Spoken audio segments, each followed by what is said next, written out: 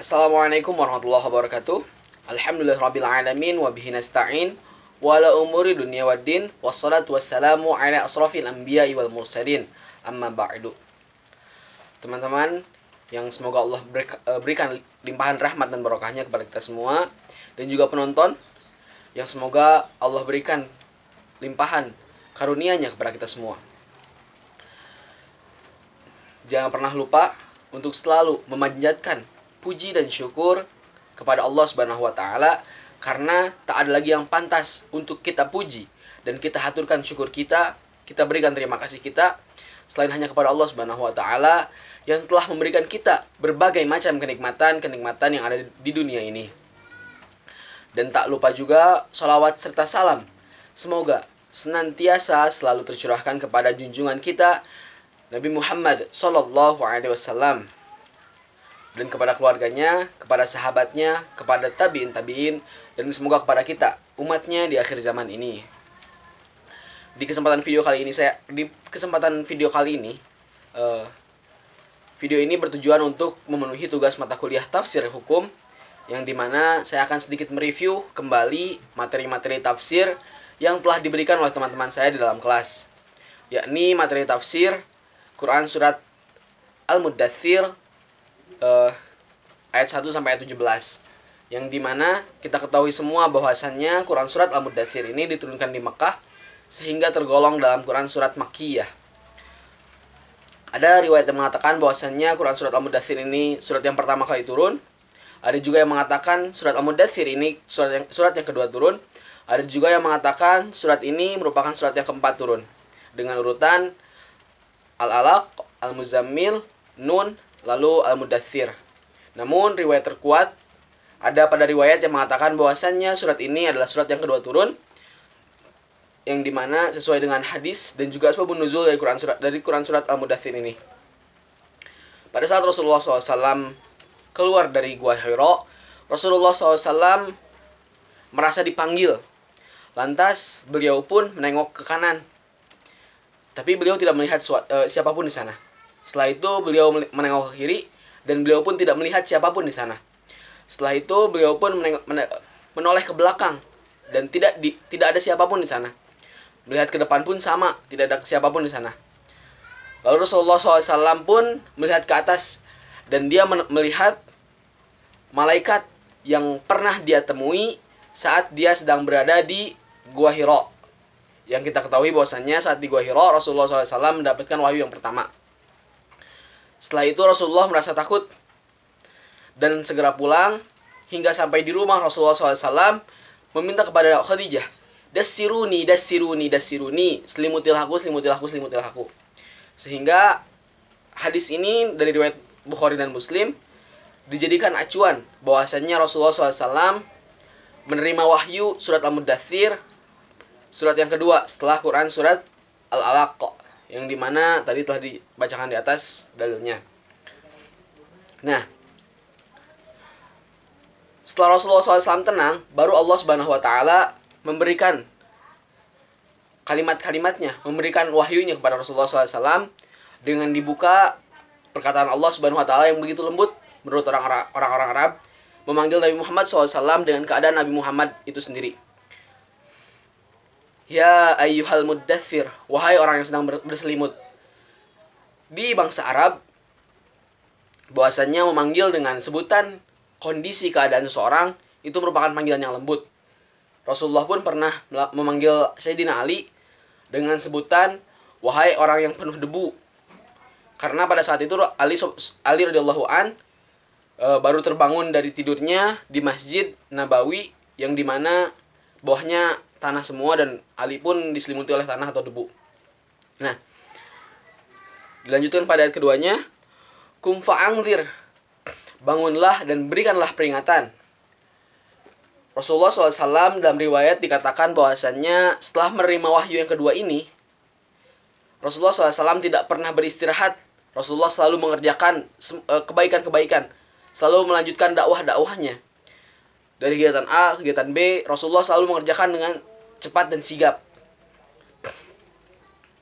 Wa rabbaka fakabbir, dan Tuhanmu agungkanlah. Nah, di ayat ini Rasulullah SAW uh, diberikan amanah oleh Allah Subhanahu wa taala bahwasannya dalam setiap apapun yang dilakukan maka agunganlah Tuhan. Riwayat tafsir mengatakan bahwasannya ayat ini juga perintah untuk melakukan sholat. Namun ada riwayat lain yang mengatakan bahwasannya ayat ini juga perintah untuk tidak menyombongkan diri dan hanya Allah yang diagungkan. Karena ada sebagian dai, sebagian pendakwah yang dimana mereka itu berdakwah bukan untuk mengagungkan Allah Subhanahu wa taala, namun mereka berdakwah untuk diri mereka sendiri agar mereka bisa menjadi terkenal. Dan hal ini tidak disukai oleh Allah Subhanahu wa taala.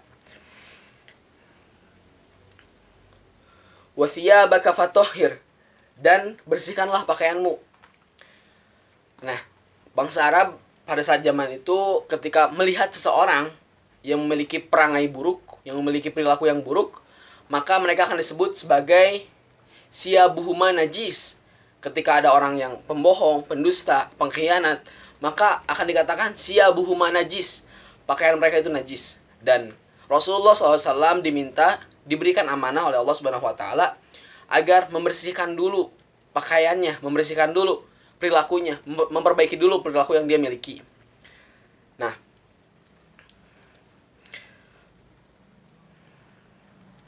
warrujiza fahzur, dan tinggalkanlah segala perbuatan yang keji.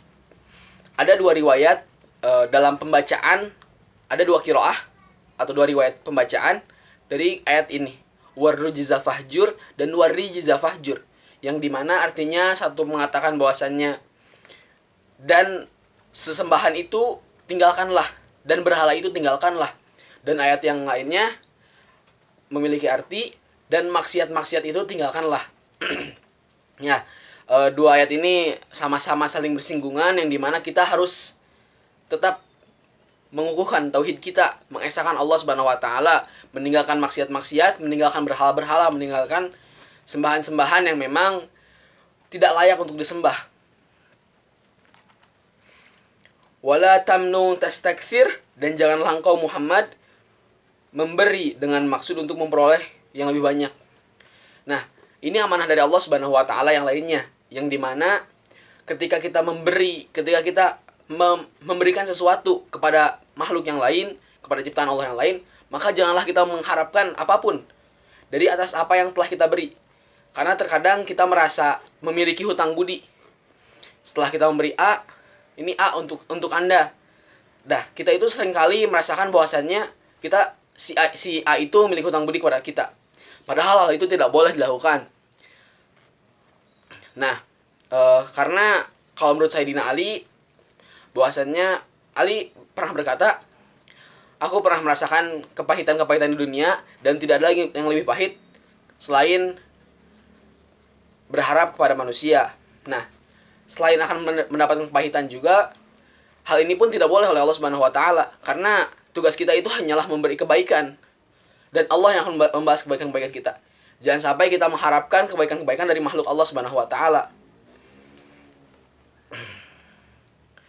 Wa lirabbika fasbir, dan untuk Tuhanmu lah bersabarlah, dan karena Tuhanmu lah bersabarlah. Ini adalah amanah dari Allah Subhanahu wa taala, karena dalam setiap dakwah, dalam setiap upaya untuk memperbaiki diri, dalam setiap upaya untuk memperbaiki masyarakat, akan ada godaan-godaan, akan ada halangan-halangan, rintangan, tantangan yang akan dihadapi. Sehingga Allah Subhanahu wa taala meminta untuk senantiasa bersabar karena Allah Subhanahu wa taala.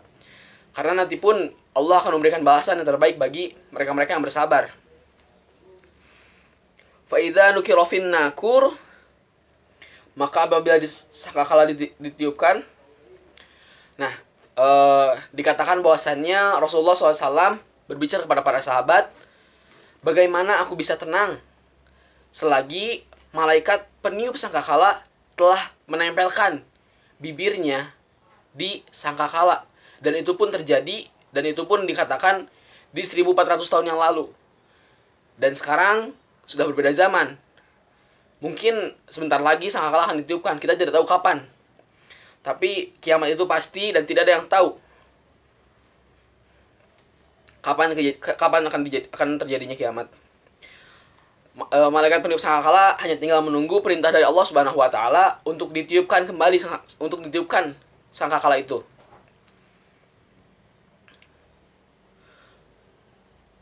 Fadzalika yauma idzin yaumun asir. Pada hari telah ditiupkannya sangkakala, semua itu sulit.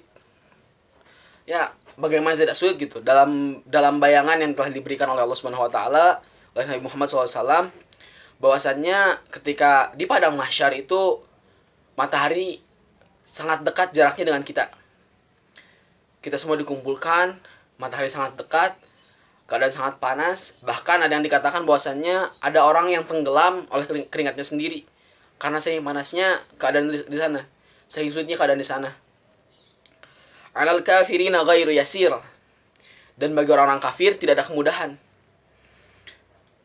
Jangankan untuk orang-orang kafir, bagi kita pun, bagi teman-teman, bagi penonton semua, bagi para nabi pun, pada hari itu masih hari yang sulit. Bahkan Nabi Adam pun merasa sulit di hari itu. Bahkan Nuh, Ibrahim pun merasa sulit di hari itu. Lantas bagaimana dengan kita yang masih jauh amalnya dari amalan yang baik? Mari kita sama-sama memperbaiki diri, memperbaiki amalan-amalan kita, sehingga semoga Allah memudahkan kita di hari nanti, dan semoga kita nanti bisa berkumpul kembali di surganya. Amin ya Allah ya Rabbal alamin. Dan juga ada riwayat yang sedikit lemah yang mengatakan bahwasannya hari itu memang hari yang sulit, tapi Allah akan memberikan kemudahan-kemudahan di hari-hari yang berikutnya bagi kita semua. Nah, di ayat selanjutnya Allah membahas tentang seseorang yang bernama Al-Walid ibn al-Mughirah, yang dimana dia itu memiliki banyak keistimewaan, bahkan hingga mendapatkan sebuah julukan Al-Wahid. Dzarni wa man khalaqtu wahida. Biarkanlah aku yang bertindak terhadap atas apa yang aku sendiri telah menciptakannya. Allah Subhanahu wa taala memberikan sebuah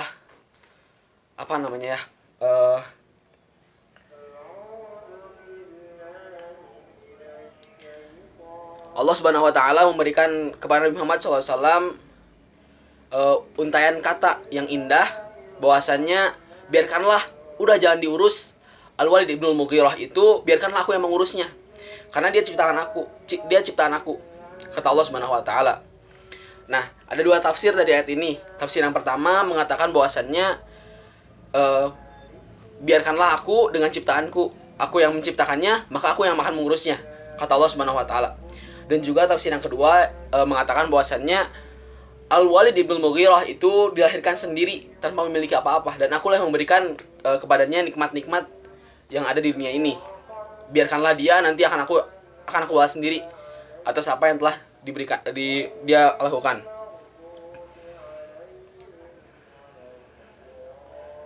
Wa ja'altu lahu malam mamduda. Dan aku berikan baginya kekayaan yang melimpah. Sungguh di dalam kisah dikatakan bahwasannya Al-Walid ibn al-Mughirah memiliki kekayaan yang begitu melimpah. Bahkan jarak dari kota Madinah ke kota Thaif itu merupakan kebun-kebun yang dimiliki oleh Al-Walid ibn al-Mughirah. Sehingga ketika setiap musim kurban datang, sehingga ketika setiap musim haji datang, Al-Walid ibn al-Mughirah selalu mengatakan bahwasannya, sudah, kalian jangan masak, makanlah di tempatku. Dan ini pun yang membuat Al-Walid itu sombong, sehingga mengatakan bahwasannya, Anal Wahid ibnul Wahid, aku adalah satu-satunya anak dari satu-satunya, tidak ada yang bisa menyamaiku. Anal Wahid ibnul Wahid, sebuah kesombongan yang dimiliki oleh Al-Walid ibnul Mughirah. Dia merasa bahwa dirinya hebat, dia merasa bahwa ayahnya hebat, padahal semua itu hanyalah pemberian Allah Subhanahu wa taala. Wa banina syuhuda, dan anak-anak yang selalu bersamaan. Dikatakan juga dalam kisah bahwasannya Al-Walid ibn al-Mughirah ini memiliki 13 anak laki-laki, yang dimana mereka semua itu taat dan patuh pada dia dan selalu bersama-sama bersama dia.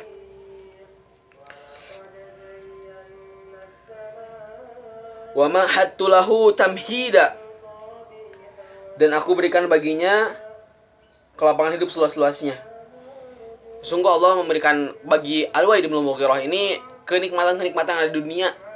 Diberikan banyak sekali kebun, diberikan banyak sekali hewan-hewan ternak, diberikan banyak sekali anak, sehingga apalagi yang patut untuk tidak disyukuri oleh Al-Walid bin Mughirah. Tapi Al-Walid bin Mughirah hanya melakukan hal-hal yang tidak baik. Bahkan ketika orang-orang Quraisy itu bingung untuk bagaimana mencela Nabi Muhammad SAW, Al-Walid bin Mughirah mengajarkan bagaimana caranya, yaitu mengatakan bahwasannya Muhammad itu adalah seorang penyihir, mengatakan bahwasannya Al-Quran ini adalah sihir. Sumayat mau an ajid, kemudian dia ingin sekali agar aku menambahnya. Sungguh manusia itu pada hakikat dasarnya ketika tidak qanaah maka tidak akan bahagia. Maka qanaah itu berbanding lurus dengan kebahagiaan.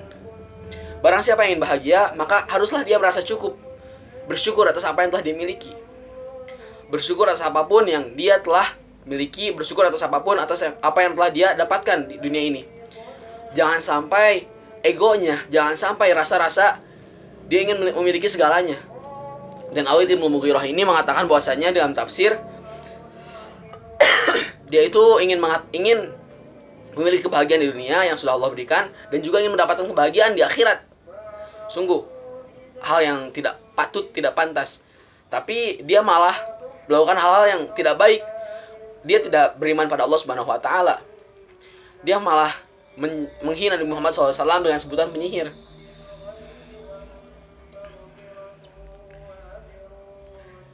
Kalla, sekali-kali tidak. Innahu kana li ayatina anida. Sungguh dia telah menentang ayat-ayat kami.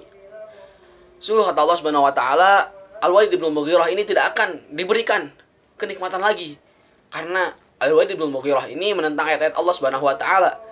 Dia tidak ingin bersyukur, tidak ingin merasa rendah di hadapan Allah Subhanahu wa taala, yang ada dia hanya sombong di hadapan makhluk-makhluknya. Saurhikuhu su'uda, dalam beberapa tafsir, ada dua tafsir dari ayat ini. Yang pertama mengatakan bahwasannya aku membebaninya dengan pendakian yang memayahkan. Tafsir yang pertama mengatakan bahwasannya ketika di neraka nanti Al-Walid bin Mughirah akan diberikan hukuman azab yang semakin hari semakin bertambah keras azabnya. Semakin hari semakin bertambah sakit azabnya. Sedangkan tafsir yang kedua mengatakan bahwasannya di neraka jahanam nanti akan ada gunung dan juga ada lembah, dan Al-Walid bin Mughirah dipaksa untuk menaiki gunung tersebut. Bahkan ketika dipegang gunung itu, tangan pun akan meleleh. Tapi Al-Walid bin Mughirah dipaksa untuk mendaki gunung tersebut, karena merupakan balasan dari apa yang telah dia lakukan di dunia. Sehingga dapat kita simpulkan bahwasannya dari ayat ini, dari 17 ayat Al-Muddathir ini, Allah Subhanahu wa taala memberikan 6 amanah kepada Rasulullah SAW sebelum Rasulullah SAW untuk berdakwah, yakni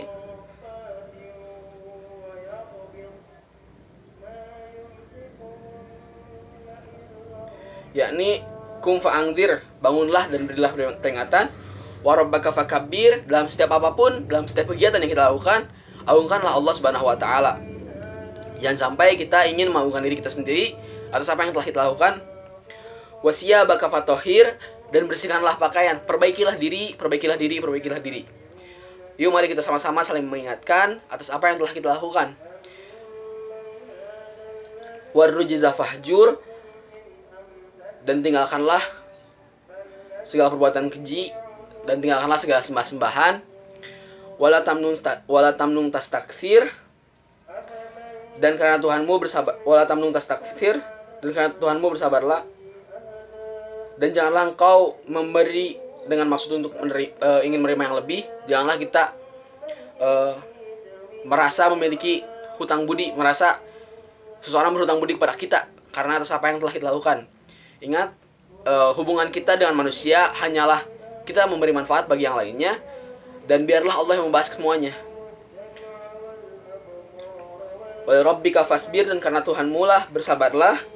Fa idza nukira fin nakur, udah cukup tadi 6 ayat yang tadi yang merupakan amanah dari Allah Subhanahu wa taala. Lalu amanah lainnya adalah jangan sampai kita seperti Al-Walid bin Mughirah, yang dimana ketika diberikan sebuah kenikmatan, diberikan sebuah hal-hal yang membuat kita menjadi hebat di mata manusia, kita malah menjadi sombong. Karena ingat, balasan Allah itu nyata, dan balasan-balasan Allah itu sangat adil, setimpal dengan apa yang telah kita lakukan di dunia ini. Mungkin cukup sekian video yang dapat saya sampaikan. Mungkin mohon maaf bila ada kesalahan juga, dan kepada teman-teman juga, ketika melihat saya melakukan kesalahan, tolonglah untuk senantiasa saling sama-sama kita saling menasihati dalam kebenaran, saling menasihati dalam kesabaran, agar kita semua juga dapat bersama berkumpul kembali di surga Allah Subhanahu wa taala.